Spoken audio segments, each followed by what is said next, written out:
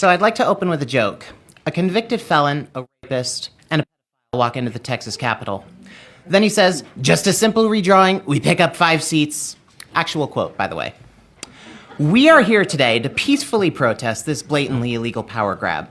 And I think that this government needs to be reminded what a peaceful protest actually is. Because so far, y'all have been treating it like a nuisance that you can just afford to ignore. Republicans in Texas are stubbornly moving forward with their plan to redistrict the state in the middle of a decade at the behest of Donald Trump.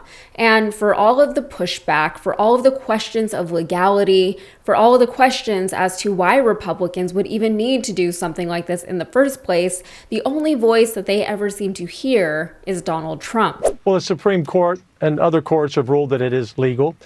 We simply want more Republicans because we're a red state. And that's why we're redistricting the maps. No other reason. And we have a right to do that. I think the Democrats have just been exposed. People are shocked when they see these totals in other states where there's 0 Republicans or 1 or 2 when President Trump received 35 to 45% of the vote or more.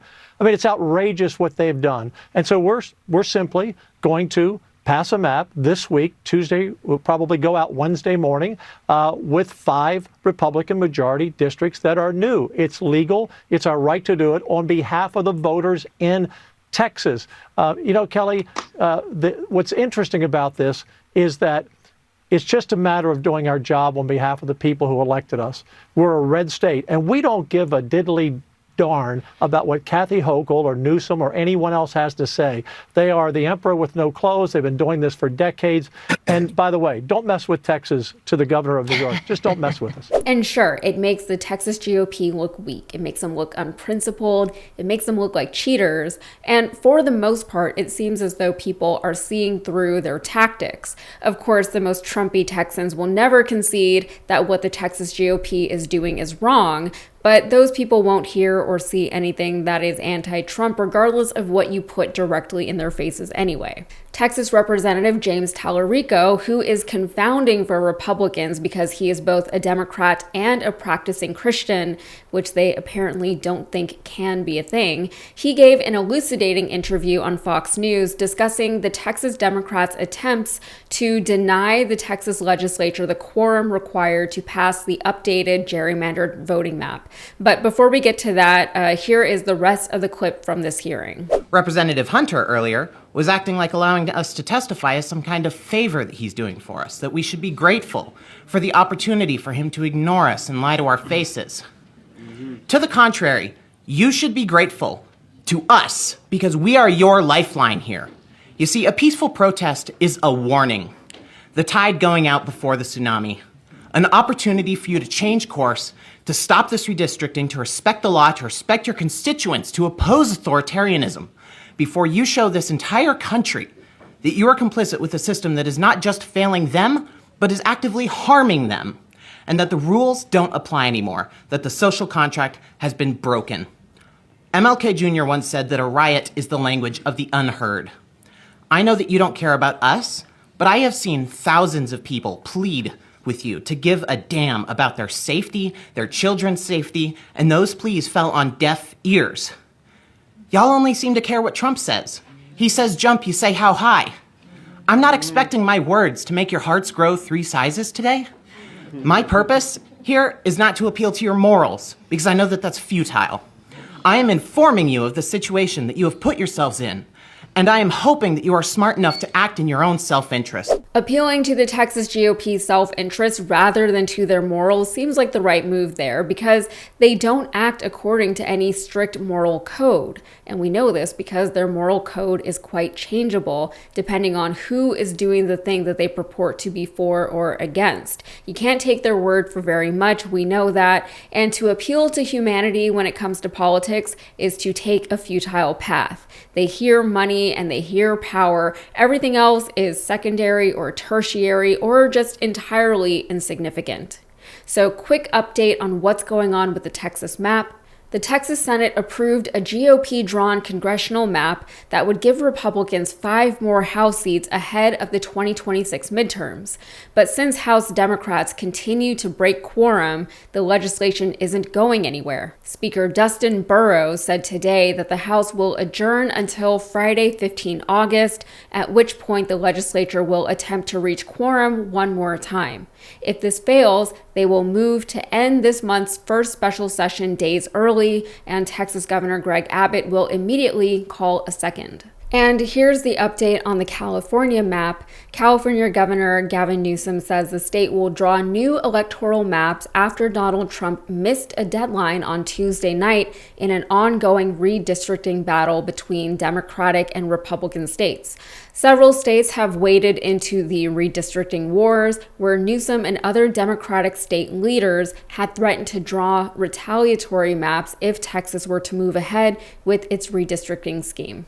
Meanwhile, Newsom has been trolling the president, tweeting about the gerrymandered maps in a style that echoes Trump's, all caps, rambly and hard to follow, weird and just wrong pronunciation, and ending with Trump's now signature and totally unnecessary tweet sign-off. He tweeted, "Donald Taco Trump, as many call him, missed the deadline. California will now draw new, more beautiful maps. They will be historic as they will end the Trump presidency. Dems, take back the House."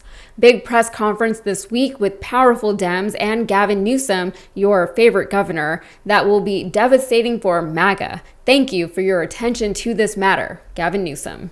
Okay, so I promised you James Talarico. As I said, the right wing doesn't really know what to do with him. He is a Christian Democrat who actually understands and respects and fights for the separation of church and state, which is something that Christian Republicans really seem to have a hard time wrapping their head around. It's not a difficult concept, but they just don't get it. But when you're winning in Illinois, you're happy to play by these rules.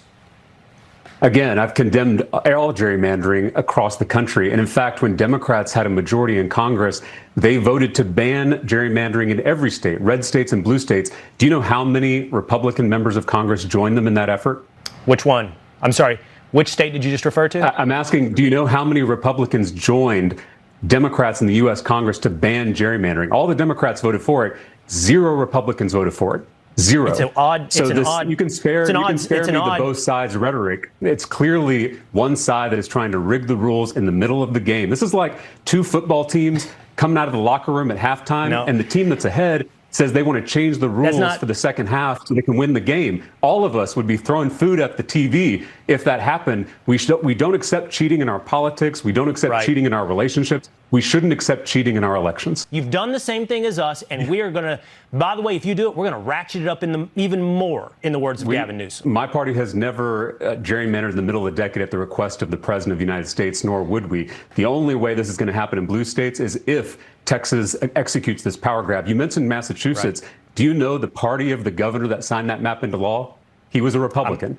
It was a Republican governor that signed that map into law. So I just want to be clear with our facts, and I don't want to muddy the waters. All of us, whether we're Democrats, independents, or Republicans, we should stand up to politicians who don't want to face accountability at the ballot box. That's exactly what's happening here. And I asked you, if Republican policies are popular, why do they need to redraw these maps? Why can't they just run on their policies? I'm getting wrapped on time. I'm enjoying this conversation. I want to let it go on, and I apologize. That's such is the nature of cable television. The full interview is worth watching. Talarico was on there for about 9 minutes or so discussing what Texas Democrats hope to accomplish in fleeing the state. The host tried to catch Talarico up a few times, suggesting he was a hypocrite for celebrating gerrymandering in states like California and New York while condemning it in Texas. Talarico pointed out that Governors Newsom and Hochul would only initiate their own gerrymandered maps if Texas goes through with its plan. He also noted that when Democrats voted on gerrymandering in Congress, they voted to get rid of gerrymandering altogether. No Republican joined them in that vote, so the point that the host was trying to make, that this particular round of gerrymandering is some kind of both sides issue, fell pretty flat. The host wrapped that segment of the interview without responding to Talarico's points, but the interview did continue with a different angle after the break.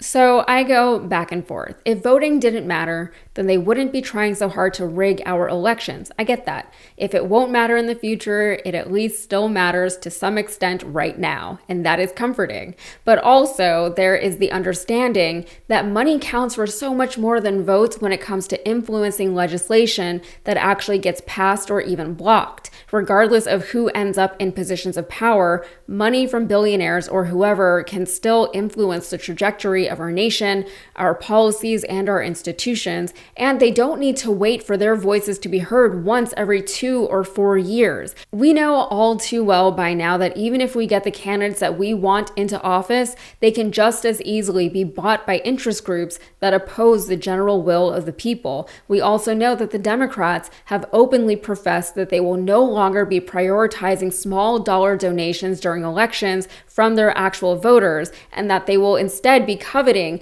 those same billionaire dollars that have propped up the Republican Party for a long time. And on that note, moneyed interests don't have to endure the tiresome and often thankless work of trying to convince millions of people, one, that their side is a side that the people should be supporting, and two, that people should step outside of their houses and actually take an action, whether that's something as involved as protesting in the streets in front of City Hall, or something as simple as casting a vote at a designated polling location on a designated day. And of course, I said that voting is simple, but living in Texas of all places, trust me, I know that even just voting has had all kinds of barriers erected in front of it. Anything to make voters feel less safe, more inconvenienced, and more uncomfortable while voting is a good thing, according to Texas GOP lawmakers. Now they're rigging the voting map in a non-census year explicitly because Donald Trump asked them for, quote, 5 more seats. And if that's not corrupt politics, then I don't know what is. That said, Texas Democrats have a ton of support behind them from their allies across Texas and in other states. And at this point, it's feeling like a war of attrition. But where they failed in the past, they are in a much better position this time to succeed. And if and when that does happen, they will have set an example and defined a path forward for lawmakers up against similar initiatives in other red states. And that is something to be hopeful about, all right? That's it for me. If you got anything out of this, please like the video and subscribe to the channel for more. Thanks.